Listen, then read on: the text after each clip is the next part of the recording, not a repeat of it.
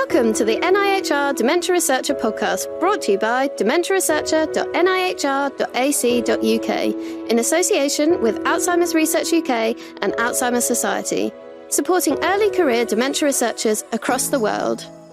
Welcome back to the Dementia Researcher podcast for all the old hands who've been here before. For those of you who are new, we bring together early career researchers and leaders within the field of dementia research to discuss their work as well as to share career tips. I'm Dr Yvonne Couch. I'm an Alzheimer's Research UK Fellow and Associate Professor at the University of Oxford. I'm also a regular blogger for Dementia Researcher, and this week I'm guest hosting the podcast. In August last year, I wrote a blog entitled Your Resume Needs You, when some of the big funders started to adopt a novel approach to highlighting your professional achievements. So to help us unravel what this means for the research community, my amazing panel of guests are here to talk about narrative CVs. But before we get into it, let me introduce that amazing panel. I am delighted to be joined by Dr. Rosa Sancho from Alzheimer's Research UK, Dr. Katie Meadmore from the National Institute of Health and Care Research Evaluation Trials and Studies Coordinating Centre at the University of Southampton, Dr. Ola Thomson, a research associate working in equality, diversity and inclusion at the University of Bristol, and Dr. Claartje Vinkenburg, who is an independent consultant from the Netherlands. Hello, everyone. Hi. Hello. Hi. So let's start with a proper round of introductions. Rosa, you've joined us on the podcast before, so why don't you start? Hi, everyone. It's really nice to be here again. I'm head of research at Alzheimer's Research UK, and I'm responsible for the implementation of our research strategy and our funding programs, which include things like our project grants, fellowships, scholarships that we fund through our response mode schemes. I'm also involved in developing Alzheimer's Research UK strategies around supporting early career researchers and promoting equity, diversity and inclusion in dementia research. Perfect, thank you. Katie, tell us a little bit about you. Hi, I'm Katie Meadmore and I work as a Senior Research Fellow in the Insight team at the National Institute for Health and Care Research Evaluation Trials and Studies Coordinating Centre, also termed NETSCC. And this is based at the University of Southampton. In my current role, I typically undertake research on research projects, which are the study of research processes and practices to provide evidence and support to support the continuous improvement of research design, management and delivery. Excellent. So very different from what I do, but I love the fact that we've got a lot of variety of skills and backgrounds here. So Ola, tell us about you. Thank you, Yvonne, and hello, everyone. I'm really pleased to be here. My background is in business school, actually, so again, different, and human resource management. My PhD explored the careers of women knowledge workers, including academics, and their experiences of flexible work arrangements. And since then, I've worked on a Horizon 2020 project together with Claartje, ACT, for gender equality in academia and research and innovation. And what was interesting about that project is that it used communities of practice to promote institutional change from within, if you like, but also connecting with policymakers and funders. And currently, I'm based at the Elizabeth Blackwell Institute for Health Research at Bristol, and I'm writing a book for practitioners on nurturing equality, diversity and inclusion in health and biomedical research careers. And I think that I've been invited to be here with you and talk about narrative CV because I've written a blog on this type of CV and been involved in various initiatives in relation to this topic.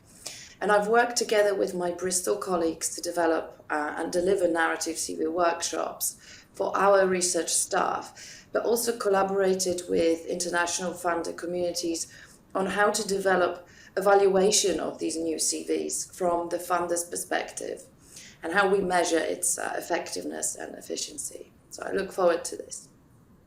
Thank you.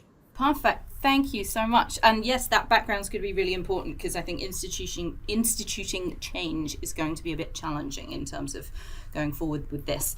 So, Claartje, your title is independent consultant, and that really intrigues me. Can you expand a little bit about what you do and how you got to where you are? Sure. It's interesting that you picked up on that in particular. Of course, there's a strong, there's a long story to it and a short story, but I'll stick to the short one for now.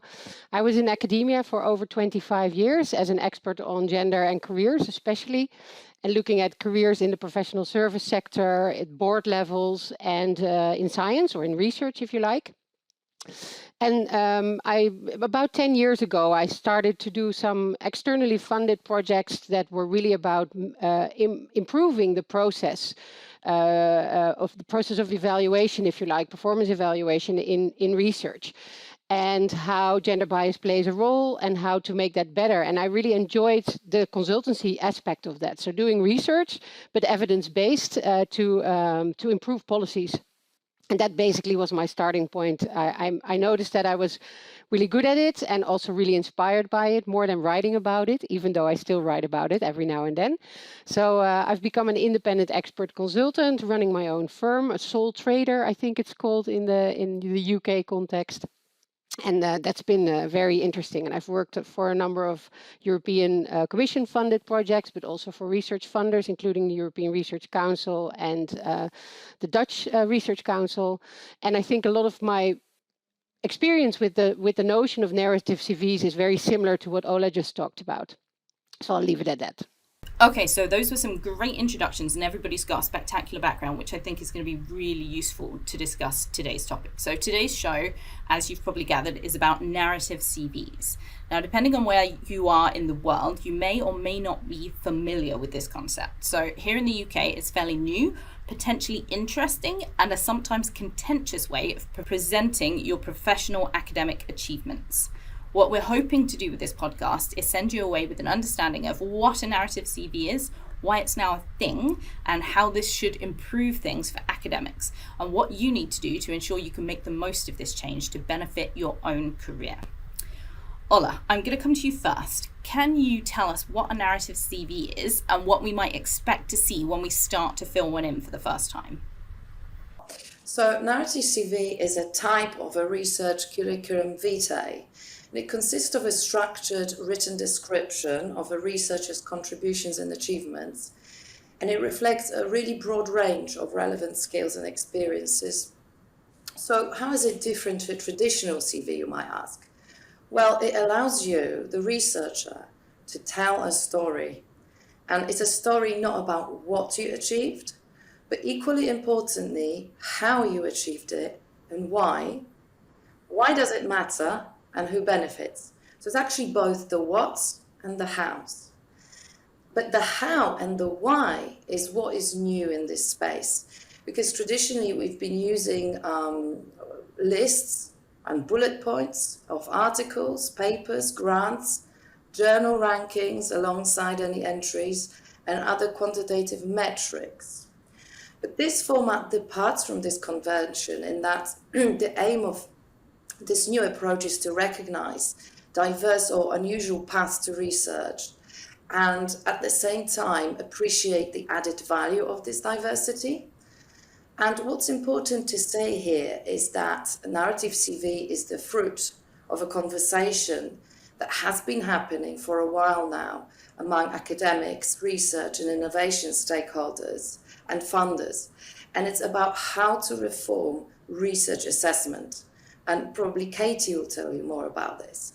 But I think at this stage, we need to understand that it's not some trendy bandwagon, but part of a larger concerted effort to make research assessment fairer and appreciative of diverse paths and contributions to research. And that's just one of the tools that we've got out there. So when we're looking for pots of money and we start to complete funders' application forms, we might come across a narrative CV requirement. So don't panic, because there will be a prescribed structure in place to help you with this. You're not expected to write a freestyle essay.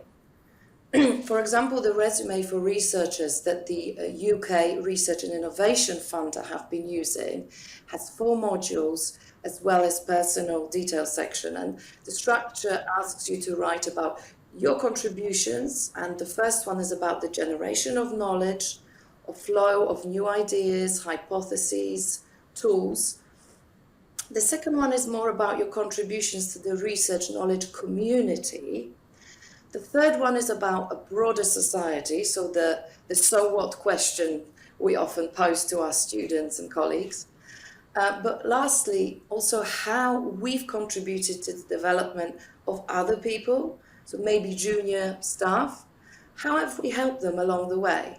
So really it's about writing a compelling and convincing story about your research and its importance and relevance in a way that shows you engage with the community and your place in the larger research ecosystem, because we're not here in a vacuum, we're all part of something larger. And how do we engage with it in a meaningful way? So I'm sure even if you're sitting there and listening to this podcast and thinking, oh no, I can't think of anything because I've been conditioned to focus on myself and my career. So I can assure you there will be examples that you're able to draw on if you give yourself time to really reflect and think through these new lenses.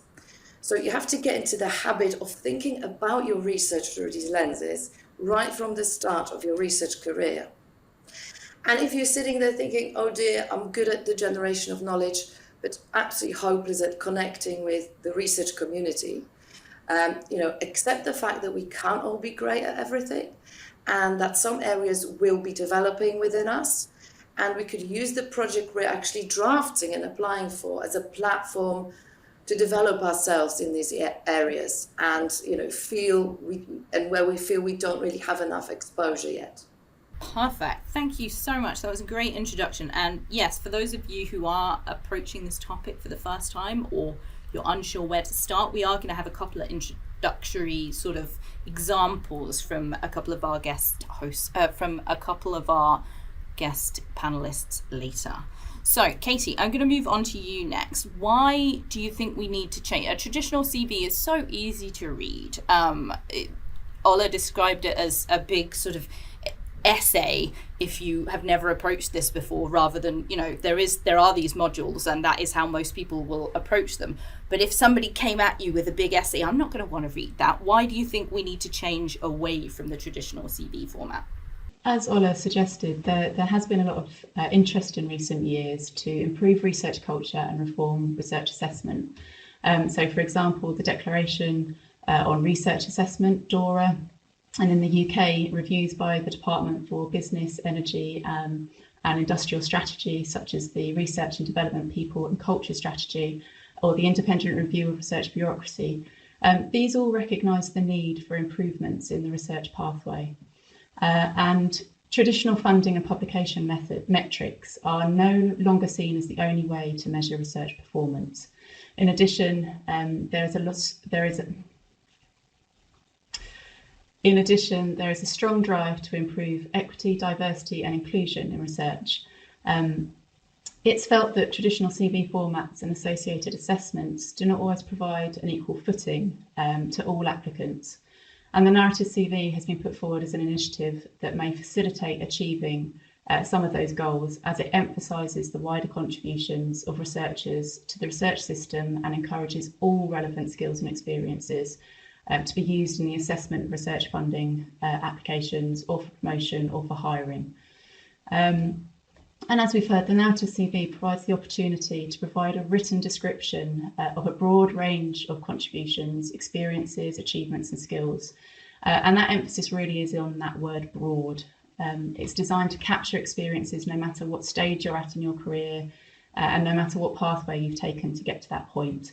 The aim of the narrative is to try and level the playing field, to encourage those from non-traditional research routes and those who are less advantaged, and provide a platform for them to express their skills and experiences, and to allow researchers and applicants the opportunity to provide a much more holistic picture of themselves. However, having said that, certainly in the work that we've conducted this year exploring the narrative CV, although most people that we spoke to really agreed with the principles that underline the narrative CV, there are those who are quite happy with the traditional CV format, and some who feel that the narrative CV may have unintended consequences that aren't in line with the intended goals. And so these need to be carefully evaluated. Excellent, and that actually leads us on really well. So both you, Katie, and Ola have mentioned that assessing performance in academia and in research is really difficult. So Claartje, I'll come on to you next. What do you think the downsides are of this kind of CP format? Well, that's a very good question. Thank you. I think, again, we can talk about this for hours, if not weeks, but the two downsides that I really want to mention are very related to this notion of broadening what an ideal career or an ideal CV even looks like. And secondly, this leveling the playing field. And I think in itself, a narrative has well, to put it mildly, it can sort of reintroduce bias into the process because it's written, it's language. And we know that bias appears in language and especially in how it's read. So to give you two very specific examples or practical examples even, is that one thing is, for instance, pronoun use. So if you say, I have done this, or I have written about, or this is my idea, that is a self-promotion strategy, which you need to use in order to sort of sell your ideas or even sell your CV, if you like. But at the same time, we know it's a very tricky strategy to use for women because women are expected to be modest and to give a more communal approach and say, we did this or we contributed. So that means that the same language, just using a different same pronoun, is evaluated differently depending on whether it's written by a man or a woman. Very binary thinking. But this is something that you can really show using experiments. So you just change one thing, just the name on the CV. Assuming a woman or a man is behind that name, and then the whole language will be evaluated differently. The second idea that really has to do with this leveling the playing field is that when people tell the story about their own career, they also speak about what happened to them in the past few years, let's say, the most recent contributions or experiences that they've had. And I think we know now that the pandemic has hit researchers quite hard in terms of productivity, let's say, and especially researchers with care responsibilities, who, because of the fact that they were homeschooling their children, for instance, made them focus on teaching only and not so much have dedicated time for writing or for proposal writing, if you like. So that means that if that becomes part of the narrative, do we even change the prototype? Do we level the playing field, or do we actually introduce a lack of fit, let's say? How can you show that you meet the norm of the ideal scientist when you've spent time at home in a lockdown situation with your children? So I think that's another way how it can sort of reintroduce bias into something that was previously evaluated. And I'm not going to say that these were very objective evaluations, but it was just lists of publications and of grants, and not the story behind it. So the story itself can introduce bias. Yeah, I think it's really difficult. One of the things I commented on in the blog that I wrote on narrative CVs was the difficulty in suddenly having to say, no, I don't have any experience in this, and having to sort of explain maybe you've not been given the opportunity to teach, or you weren't allowed to supervise a student because your supervisor wouldn't let you, or something like that. It's very difficult for people, especially women, to say, actually, no, I don't have very much experience in this. And yes, it is an opportunity to go and develop yourself, but I think it can be really quite difficult to do that. So Rosa, I'm going to come to you next. So I know Alzheimer's Research UK have implemented this, and we're one of the first people in the country to implement it. So I want to ask you why the charity chose to adopt this CV format, and what challenges do you think you'll face in terms of implementation? So very, very similar themes to what you've been talking about. The decision to change to a narrative CV format is part of a wider commitment to greater inclusivity and diversity in dementia research, as well as doing our bit to improve research culture overall. So internally, we were developing our equity, diversity, and inclusion strategy. We were thinking of ways to improve diversity within the dementia research workforce. We became DORA signatories as well, which recognizes the need to improve the way researchers and their outputs are evaluated. And it was when we were talking about these things that we came to the idea of piloting a narrative CV. And we found that actually several UK funders like the Royal Society, UK Research and Innovation, Wellcome, and many others are either already using them or piloting them, or have made a commitment to adopt them. And many international funders like the National Institute of Health in the US, the Swiss National Science Foundation, and the Luxembourg National Research Fund are already using narrative CVs, and they have done for a few years. So we have been meeting with these funders, learning a lot from their experiences. And we decided to also pilot a narrative CV, in a way ensuring that we're aligning with these funders, which I think will be helpful for researchers in the future. And we really wanted to make sure we are assessing applications responsibly. So we would like to focus on qualitative outputs as well as quantitative outputs, but removing the emphasis from the quantitative ones. And we also wanted to help reviewers by offering them a broader view of what a researcher has been doing, what their achievements have been, beyond the typical lists that our CVs used to show.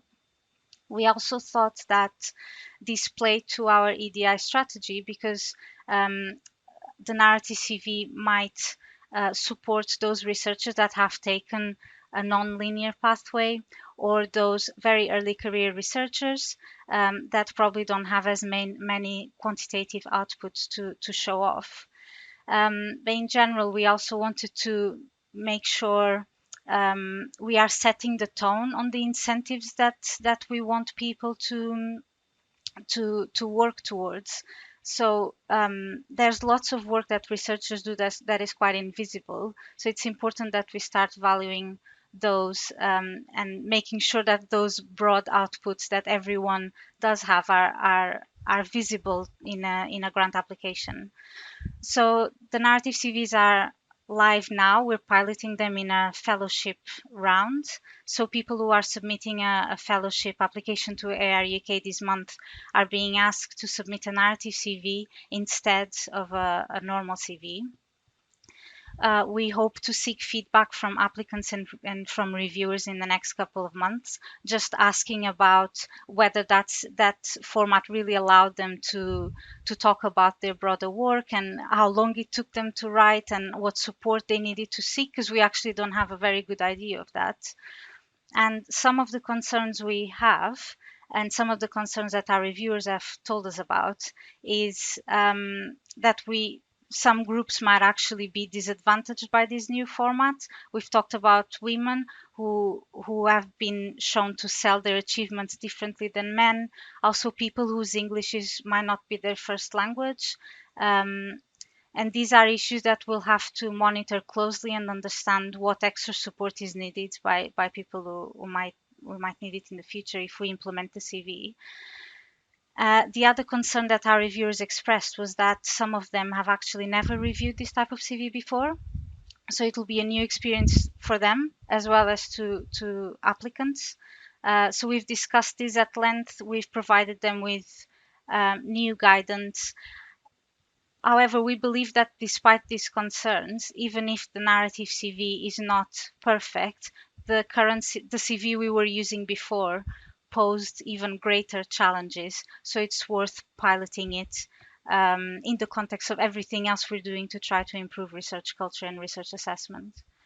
Definitely. I think trying to improve the whole culture of research, I think, is really important. And both Rosa and both you and Claartje have touched on the issues women might have in writing these kinds of CVs. So Ola, I'm going to come to you next. So as we're a panel here of exclusively women, which is lovely, do you think this CV format is going to help us as academics? Because I know that when I was trying to write this, or when I was trying to write a cover letter recently, talking about myself and my own achievements I found it incredibly difficult, and I tended to throw a lot of sort of emphasis on my collaborations and the work I'd done with other people rather than taking credit for a lot of it myself. And somebody else had to point out that my cover letter was now about other people and not really about me. So do you think we're going to be able to cope with that as women? Thank you, Yvonne. Thank you for sharing. That's really interesting. And I think what Claartje has mentioned earlier about reintroducing gender bias is really important. That's one side of the coin because that's the reviewer's bias. But there's also the individual experience of narrative CV use and writing it. But I would like to avoid essentializing women and men and assuming that we have some inner gendered personal traits and characteristics, and that this CV format is just bound to advantage women and disadvantage women and advantage men. But having said that, there is some preliminary evaluation research, which I'll keep confidential in terms of which European funder, but they looked at the experiences of men and women who had applied for funding, and they found that successful female applicants strongly agreed that narrative CV increased their chances, but unsuccessful female applicants were much less likely to strongly agree. And in contrast, in relation to men, successful males were less likely to agree that narrative CV increased their chances of getting the funding. And in fact, an overwhelming number of them couldn't say. So I think a takeaway from this is that funders don't fully understand yet how this might play out in relation to gender. And that's why robust evaluation really needs to be in place. But my suspicion is that there'll be different insights across different social classes, institutional background, type of support at your local university, discipline, and possibly other social categories of difference. So what I would say instead is that this CV format might be challenging for people who have not traditionally worked with language. But now we're talking about how we write and not what we write. And I think that writing good quality resume does become better with practice. And the way to do this and develop it is to share our narrative CV drafts with trusted colleagues and peers before we submit. We can explore institutional provisions of training. So for example, at Bristol, we've created narrative CV boot camps and created self-support and peer review groups, and they help each other, they meet and kind of retreat together to write and review in a safe and non-judgmental space. So I think universities really need to recognize this new change and provide the needed resources and training and not wait for the funders to provide that. Yeah, I think that's definitely a really good idea. And I think encouraging people, like Claartje says, the use of personal pronouns and saying, I did this rather than we did this, or using I'm a big fan of the passive voice. I like to pretend that I didn't do anything. I think it's best for everyone. Rosa, I'm going to come back to you. So I'm a massive pessimist generally, not specifically to do with narrative CVs, just in life. Do you think this is going to make a difference, or do you think we're going to have a real problem with sort of old school academics who are just going to skip straight to the list of publications to make sure you've got a Nature paper? So I think the culture is slow to change, and it has been slow to change. We have encountered one researcher who had strong reservations around narrative CVs, but everybody else, every other reviewers we spoke to, including our grant review board, have been really supportive. And I would say that narrative CVs are just one tool we're using to improve research culture and inclusivity, but it's not used in isolation. So we have now for a few years asked our reviewers to look beyond publications and to assess fellowship candidates based on an early career researcher framework that we publish on our website. That includes things like the researcher's vision, their personal development, leadership, their communication skills, their profile, their influence within their networks. And we also talk a lot about the DORA principles. And I do believe that reviewers are increasingly taking notice of these broader achievements, and we see that being talked about more and more at grant review board meetings. Publications are important, and they'll always be, because that's the way a researcher demonstrates track record in a particular area or on a particular technique. But there won't be a list anymore in the narrative CV, at least in our format, for reviewers to refer back to. So it will be really important for researchers to now talk about how they've contributed to that publication and why that publication is important. And I think slowly this will help reviewers then change their mindset to looking at the broader achievement rather than just a list of publications. So I'm a bit more positive than you, I think, on this. That's good to know. It's good to know, especially since you guys are in charge of assessing everything. And I think actually doing something like this is really important for a bit of self-reflection. I was made to do an application once where they said pick your top 5 publications, but they didn't say what top meant. So and then you had to write a little paragraph as to why you'd included that paper in your list of top 5.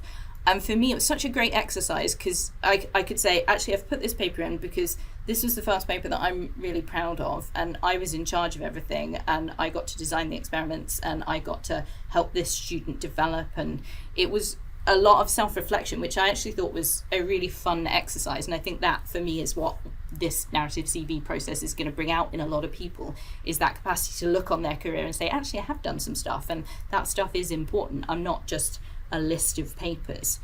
But following on from Rosa's comments, Claartje, we've brought up assessment a lot, and I think assessing these is going to be really difficult.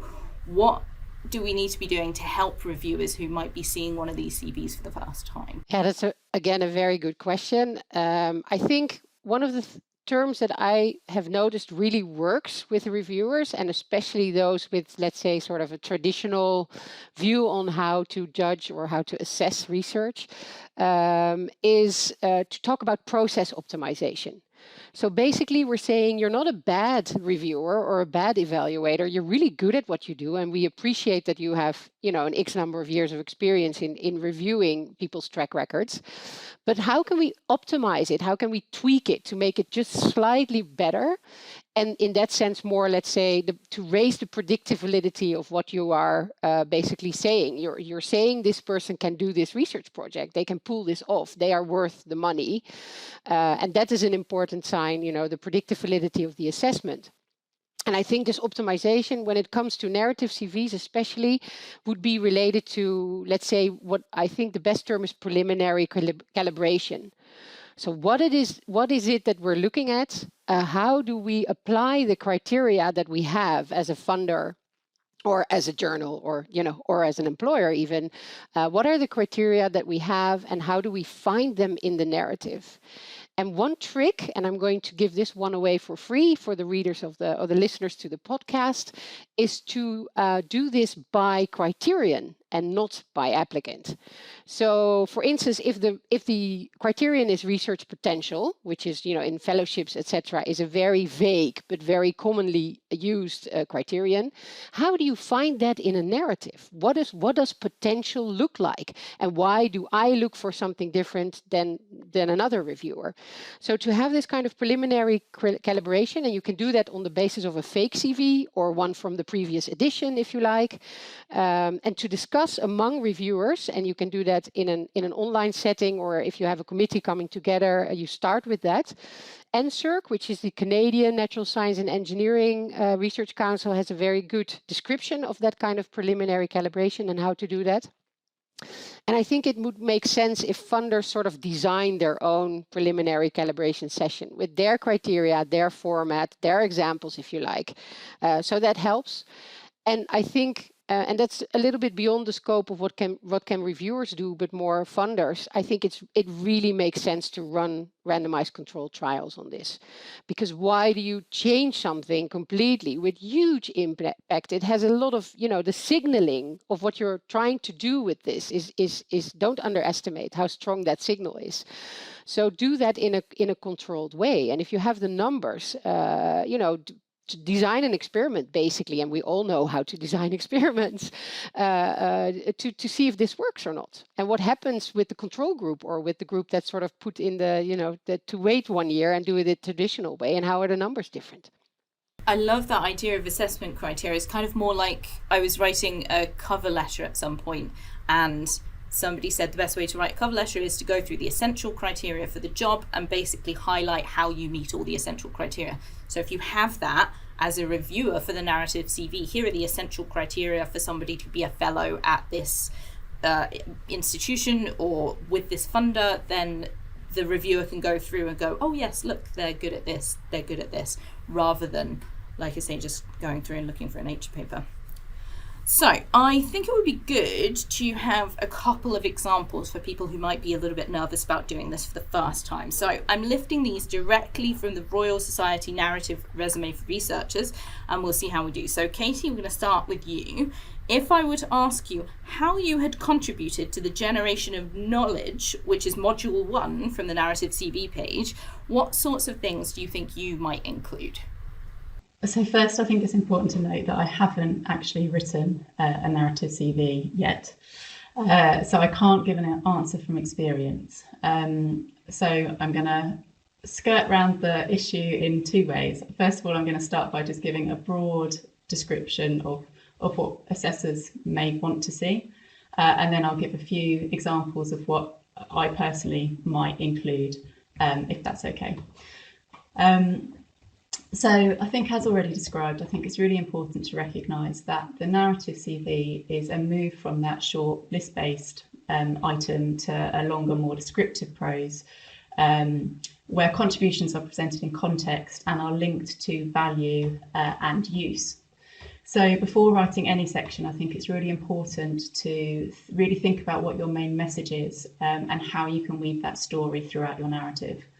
And importantly as well, I think that, in all of the sections of the narrative CV, these contributions are not expected to only be within the academic context. So, it's thinking a lot more broadly than that.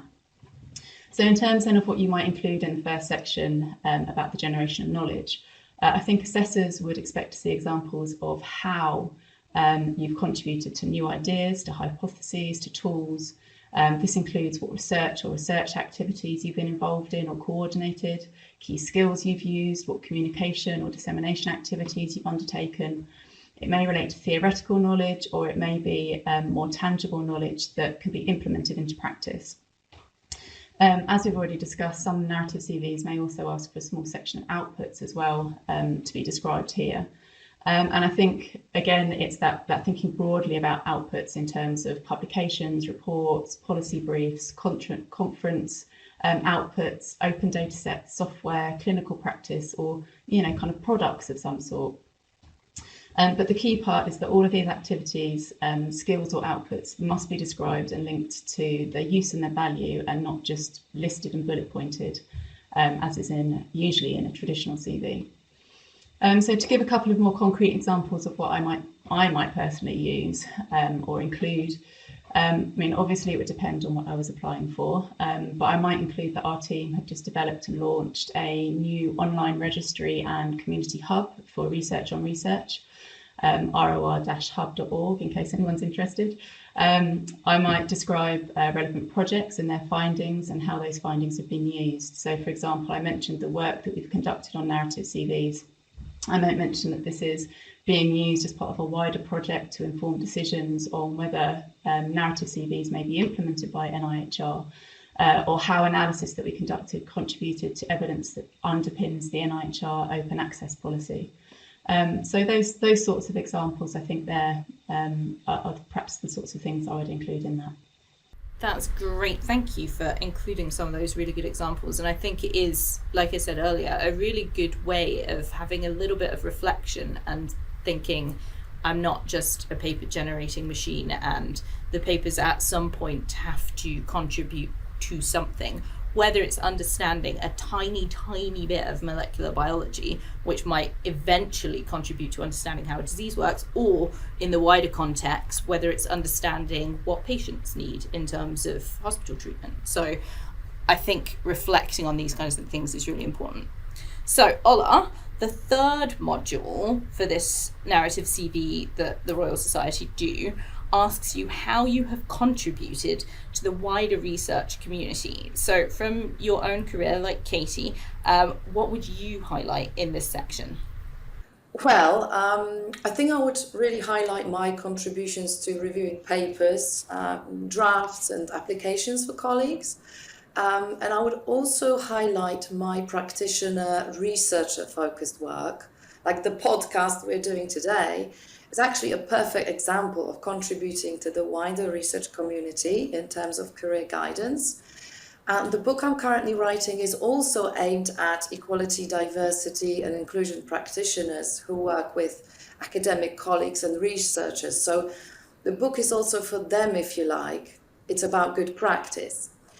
And in this module, really, we should focus on activities where we have engaged to progress the research community. And you could mention things like editing, reviewing, refereeing, committee work, and research evaluation work. You could mention organization of conferences, summer schools, invited speakers. All that has benefited your research community.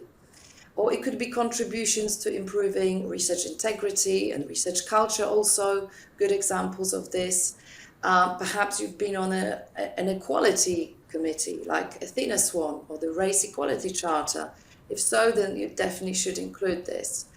And my advice would be to highlight what is invisible and hidden at the moment in traditional CVs and activities that you would not normally be able to mention in a standard CV. And in a way, contribution to the wider research community is built into your job description to an extent. But so there are things that you're already doing, but maybe you haven't had time to think that you're doing them and how impactful and constructive they are for the wider community. So I think, like you said, Yvonne, it's finding the time to reflect on those narrative CV modules and contributions that you're already making. And as we're all taking them for granted, really, and where there are some underdeveloped maybe areas, we could use them in the next project to kind of fill those gaps and develop ourselves. I think that's a really good point. So there's a lot of work that scientists do for free, reviewing and editing and that kind of thing, and I think they're quite unrecognized, and they might get a little bullet point list on your CV, but otherwise you don't really get much credit for them. And these things don't have to be, we need to emphasize, these things don't have to be massive. So you don't have to have organized a massive international conference. If you're an early career researcher, we know that that's not going to be something that you might have achieved, but maybe you helped organize like a local departmental seminar series, or you found a speaker that you thought your department would really appreciate and you organized for them to come to your university. That's still impacting the communication and the networking that goes on within your little local scientific community. It's not on a big international stage, but that doesn't matter. You've got to start somewhere. So I think recognizing these little tiny steps that you might be making towards the bigger steps later, I think is really important. So I'm going to go for a final controversial hands up question for anyone who wants to field it. So we could have answers from everyone, or I could just be shouting into the void right now. So should you include a narrative CV even if you're not asked for one? Or if they ask for a CV, is it better to just stick with the traditional one? What do we think? Okay, I'm going to say do not send a narrative CV to a funder who's not asking for one. And the reason why I'm saying this is because they might not really know what to do with it. They might not be prepared for it. They might not know how to review it, how to evaluate it, how to compare it with other reviewers. So it would be quite a risky option. However, what I would suggest to do instead, you can still write one and use the sections for other parts of the application where you're more freely expressing yourself, or if you have an interview, you might use those sections to actually speak about that. But I wouldn't just submit one without being explicitly asked for it. Yeah, that's excellent advice. And I think if there is an option to maybe add a cover letter to something, then you could use the sort of framework of the narrative CV to write your cover letter, and that way they can link it to your traditional CV, and it gives them more of a context to what you've been saying. Claartje, did you want? Yeah, I wanted to add something which is a little bit tricky, perhaps, especially if you're in an early stage, let's say in your career.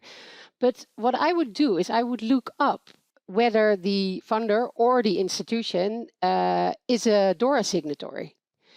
And then, take the responsibility as being part of this system to help systemic change and say, hey, if you've signed this, that means that we're trying to do research assessment better.